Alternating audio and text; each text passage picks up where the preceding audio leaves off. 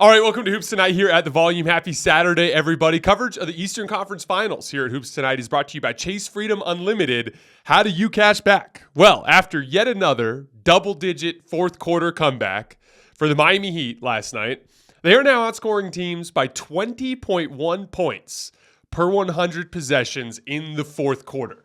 That is the time when their coaching, their execution, and their star talent take over games, and man, it just never feels like they're out of a game. I have so much that I want to share from this game. We're going to talk a little bit about that Grant Williams adjustment, a couple of specific things that Spoelstra did to cause the Celtics problems defensively, and then obviously the classic Jimmy Butler ISO attack at the end of the game comes in clutch for the Heat. You guys know the drill. Before we get started, subscribe to the Volumes YouTube channel so you don't miss any more of our videos. Follow me on Twitter at _JasonLT so you guys don't miss any show announcements. And last but not least, if for whatever reason you guys miss one of these videos and you can't get back over to YouTube to finish, don't forget you can find them wherever you get your podcasts under Hoops Tonight. All right, let's talk some basketball. So Jason had this brilliant idea after game one of this series. Hey, why not, instead of gift wrapping Jimmy Butler one free Malcolm Brogdon to attack every single possession down the stretch of the game, why don't we try a big wing defender? Why is Grant Williams glued to the bench? Let's get him out there and see what he can do. Well, it turns out Grant Williams has no chance to stop Jimmy Butler either. Same exact moves, getting downhill to that 5 to 10 foot area where he can make those short range shots. Like I talk about a lot over the course of the season, we talk about 3-level scoring as shots at the rim, threes, and these long mid-range jump shots, like these 15 to 18 footers, but there's always that short range as well, which is where a lot of the best playoff players in the league do their damage. That's where LeBron's working in the post and hitting those short fadeaways, right? That's where Jimmy Butler's hitting all those shots. That's where Nikola Jokic is hitting all of those pop shots in the lane, right? That range is a range that a lot of NBA defenses still concede shots to, but it's much higher percentage than some of the deeper long twos that you can take in the offense. And it didn't matter if he was going right or going left. It didn't matter how much of a contest Grant Williams offered. He was just getting buckets right over the top of him. Now, I do think Grant was a little less physical than he could have been. And that's going to be one of the themes of the show. You can get away with a lot at the end of NBA playoff games when it comes to using your hands. And the whole point of going with Grant Williams over someone like Malcolm Brogdon, because Grant Williams is only a couple inches taller than Malcolm Brogdon. The whole point of going with Grant Williams is he's bigger and stronger and can hold his ground better against Jimmy. There were a lot of possessions where as Jimmy, especially when he was driving towards his left, kind of into the paint, where Grant Williams is kind of giving ground and opening up his shoulder and just trying to meet him at a spot instead of holding his ground with physicality. Put the onus on the official to try to call a blocking foul. He's probably not going to, right? And he's hitting these easy short-range shots. So that was one thing that, I don't necessarily think... Here's the thing. The Grant Williams adjustment did not work in this game, but I do still think that is one of their better options. Grant also made a lot of plays offensively down the stretch. He had an important three on the left wing. He had a driving left-handed bank shot off the glass. He had a cut out of the weak side corner for a dunk. I think the Grant Williams thing can work. He just has to do a better job. I also want to defend him on the trash talk front. Here's the thing. It's obviously not a good look when you talk trash and then get your ass kicked, and then the other guy gets to have a moment at your expense. But let's be honest here. Jimmy Butler has been torching the entire league, regardless of who he's been up against, for this entire month and a half, right? So I don't think it's fair to be Grant Williams set Jimmy Butler off. It's the Heat have been killing everybody in fourth quarters all season exactly like that. Or at least all postseason. So I'm not a huge fan of trash talk because I think it can be a distraction sometimes. I didn't think it was a distraction in this game. Really, Grant just has to do a better job defensively. Be more physical, use your size. Grant was a really good defender on Giannis in last year's postseason run, in large part because he was holding his ground with physicality. So that's the next step there. But classic Jimmy Butler. I'm not going to get into the weeds of it again because we've done it 6 times this postseason, but it's just classic mini LeBron, right? Just picking on matchups, getting to his spots for little short shots. Oh, you sent a double team, here's the kick out, although they left him on an island for most of this game. And that's been one of the biggest issues. We're going to talk about Spoelstra's defensive scheme here in a few minutes. And, Spoelstra's trying everything. to get stops, right? And I keep seeing Jimmy Butler operating on an island, and they've just got to figure out something. And a lot of the problem is they keep clearing the side, like really clearing the side for Jimmy to go to work. And one of the advantages there is when there's three shooters on the weak side. So if I got a shooter in the corner, shooter on like the high corner, and then a shooter on the wing, and then Bam is kind of operating in that, dunker spot / kind of rotate to the top of or to like the semicircle so he can catch and finish in the short part of the paint, right? Like that's an easy rotation on the weak side. So if you bring an extra defender over to help Jimmy because they're clearing the whole damn side, then those three shooters on the weak side are so close to each other that you can rotate out of it. But like they've got to try something different because the whole leaving Jimmy on an island thing is getting him cooked. I thought Bam Adebayo was incredible down the stretch of this game. He had a key driving bank shot on Robert Williams. He had another one where he posted up on Al Horford and drew a foul. Really did a bunch of damage to Al Horford. I was watching the game with my wife on the couch this morning, and we were just having some coffee together, and I see Gabe Vincent miss a three on the right wing. And Al Horford turns to box out Bam Adebayo and kind of just stands next to him with his arms spread. Doesn't actually hit him, just stands next to him. And the ball comes careening off the back rim. And because he didn't dislodge Bam at all, Bam just reaches over the top and grabs the rebound. And so I pause it, and a lot of the things that I'm saying to you guys when my wife is sitting next to me, I'll be like, honey, look at this. Like he didn't hit him. He's got to hit him, And I was literally telling her on the couch, I'm like, it's a playoff game. Like you can hit him and it's not going to be a foul. Like you've got to be physical in these situations. Very next possession, off the offensive rebound, they work it around. I think Jimmy Butler ends up taking another short fadeaway on the right block. And on the possession, Al Horford turns again and just kind of puts his arms out like he's going to box out Bam Adebayo. And Bam just hits him with a swim move and just throws him to the side, gets the basketball, and goes up and dunks it with two hands. And again, technically that's a foul. But the point is, it's the playoffs. It's the playoffs. And one team is bringing this ferocious physicality to try to win the damn game, and the other team is giving ground. Whether it's Grant Williams giving ground on Jimmy Butler drives, or it's Al Horford giving ground to Bam Adebayo, instead of embracing it for what it is, which is a fist fight. And those two matchups, Jimmy killing Grant and Bam torching Al Horford on the offensive glass, ended up being the things that killed them at the end of the game. Angie's List is now Angi, your home for everything home. Angi doesn't just get your home projects done, Angi gets them done well. With 20 plus years of experience combined with new tools to simplify the process, Angi makes completing home projects easy.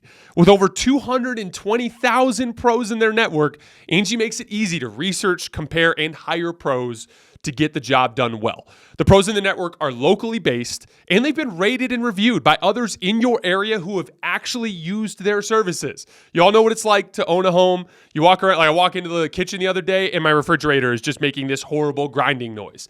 Or on Saturday, we were having a pool party. I had to use a couple outlets that I hadn't used in a while, and I found 3 or 4 outlets around the house that just didn't work. And that's super annoying. But the best part about Angi is it's a great tool to help you find the best available deal to get that work done and to get it done right. In just a few taps in the Angi app or clicks on the site, you can have Angi tackle your home service project from start to finish. Download the free Angi mobile app today or visit Angi.com. That's ANGI.com. The defensive scheme, like I said, on the Boston front, pretty vanilla. Go to the other end of the floor. Erik Spoelstra runs 0 zone in the first quarter. He runs 11 possessions of zone in the second quarter. He runs 0 possessions of zone in the third quarter. Then he runs 19 possessions of his 2-3 zone in the fourth quarter. And again, that's the key of rhythm disruption in preventing a large sample size for to give Boston a chance to solve the zone, right? That's the thing is you get into a rhythm and a flow. You're playing well in the third quarter. All of a sudden we're up 11. Everything's looking good. Here comes the zone, and it just completely breaks the rhythm and puts Boston into a lot of their worst tendencies. And specifically against zone, Boston can go through these long, extended droughts. And Miami's zone is pretty interesting because I There was one play in particular that I'm going to call out to kind of teach exactly what makes the zone a lot different from other zones. It's a very aggressive zone in passing lanes, and they treat their traditional 2-3 spots as basically the spot they rotate to as soon as things kind of break down. So there's a possession where Grant Williams ends up kind of attacking Bam Adebayo right in the paint on an island, pump fakes, gets into his body, and misses like a short little floater. That play started with a Jayson Tatum pick and roll on the left wing.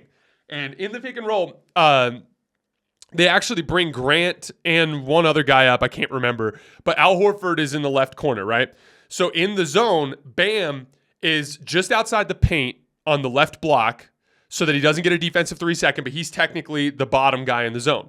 Al Horford's actually open. Jimmy Butler comes way up. So all the Heat players in the top of the zone, the two guys in the top, and Jimmy Butler on the right wing are way up on this Jayson Tatum pick and roll, basically like guarding it 3-on-3 out there, right? And they're taking that away because, Jayson Tatum's trying to get to that pull-up three that he likes to take. So as a result, Grant Williams kind of finds a soft spot right behind, and Tatum throws the pass to Grant Williams, kind of leading him towards the rim. All three guys just immediately rotate where they're supposed to go. Gabe Vincent just flashes back to the top to the shooter. Jimmy Butler just rotates back to Al Horford in the corner on the shooter, and Bam Adebayo is just right there on Grant on the catch.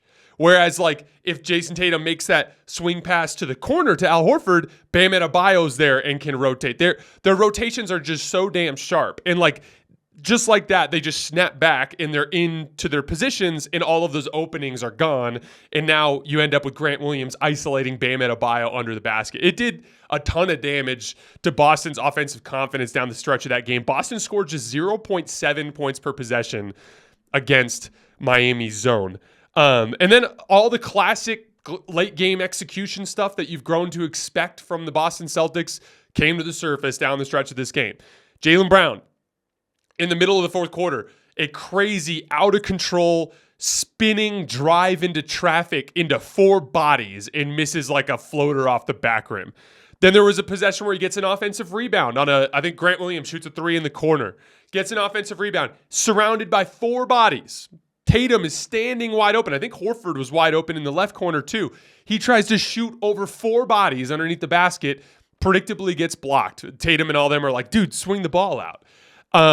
Then it was 103-100 with 19 seconds on the shot clock, despite being way off with his jump shot all game, just elevates into a 3 early clock on the right wing instead of trying to work it around to get something better to a shooter that's in a better rhythm. That game for Jaylen Brown, he was 7 for 23 from the field. It kind of reminded me, I call him trying to smash your head through a brick wall. It's kind of like this idea where nothing's working, and rather than trying to do something else to impact winning, you just keep trying the same shit that's not working. And it's like, dude, your floaters are off, your jumper's off. You got to try something different. And instead, it was just more of the same down the stretch of the game. It's just the kind of thing that is an execution error that can cost you a game. There was that weird play where they just simply fumbled the ball away. I can't remember who it was, but threw a pass to Marcus Smart on the kind of right wing extended. He just fumbles the ball away. There's the Tatum charge at the end of the game. Jayson Tatum driving down the lane line on the right side of the floor, and Max Strus helps out of the strong side corner, and Jaylen Brown is wide open on the wing. Malcolm Brogdon is completely unguarded on the left wing. I posted a freeze frame as Tatum is driving down the lane on my Twitter feed. You'll see it. And you just see Malcolm Brogdon standing there with his arms up and Jaylen Brown standing with his hands ready in the corner. And rather than making that kick out, Jayson Tatum just runs into the lane and commits an offensive foul. I know it's cliche, but basketball games are won on the margins. And this is a huge part of why this was a huge thing that we talked about during the Golden State Warriors Boston Celtics series last year. Your talent might manifest as a half-court points per possession on both ends of the floor over a massive sample size, right? Okay, this team is got significantly more firepower, so if I give them 500 possessions, they're going to score more points, right? But basketball games often come down to a small handful of possessions. When it's 100-96 with 4 minutes left, it doesn't matter if Boston has more talent. If Miami values every possession and Boston does not. If Miami on every single possession is getting their best player to a good spot on the floor and a shot that he knows he can make half the time, that's a possession that they can reliably get 1 point per possession, right? And then Bam is going to gift wrap you 3 or 4 extra possessions just working his butt off on the offensive glass, or one of the other guards will. So not only do they value possessions, but they generate extra possessions. Then on the other end of the floor, Boston's just casually throwing possessions away with poor shot selection, turnovers, lack of attention to detail, forcing things in traffic, all these different things. And so, it honestly, this series has been such a great example of like everything that coaches preach, And I've been saying since during the regular season, I think Eric Spoelstra is the best coach in the league. And the combination of what he's doing with what Jimmy's doing, with what Bam has been so unbelievably good in this postseason run. And then just timely contributions from guys like Caleb Martin, Gabe Vincent, another massive step back jump shot, just shook Jayson Tatum out of his shoes. So bad that Tatum was looking at the ref like he wanted to push off. Dude, it's Gabe Vincent. Get a stop, The series is not over, but we'd all be foolish to pick Boston at this point. What has Boston shown you to make you think that they can come back and beat this team 4 times out of 5? Doesn't mean they can't, but what have they shown you? And it could get like Boston's got some weird chemistry stuff, right? Like Jaylen Brown's been saying weird stuff all the time. There's bad body language on the court. There's stuff going down 0-2 at home is just going to cause a lot of that stuff to boil to the surface too. Now, Boston is 4-2 on the road this postseason. So they tend to play a little more loose. I don't know if it's the lack of pressure from the home crowd or what the deal is, but they tend to play a little more loose and a little better on the road. So maybe that gets them back going. But they're in some serious trouble, man. And this, I'm having so much fun just as a nerd about basketball, the way that I am, especially when it comes to the details of winning games. I'm having so much fun just watching the way that Miami is going about this playoff run. And I find myself rooting for them pretty hard at this point. All right, guys, that is all I have for right now. We will be back later tonight after the final buzzer of Lakers-Nuggets Game 3. I will see you guys then.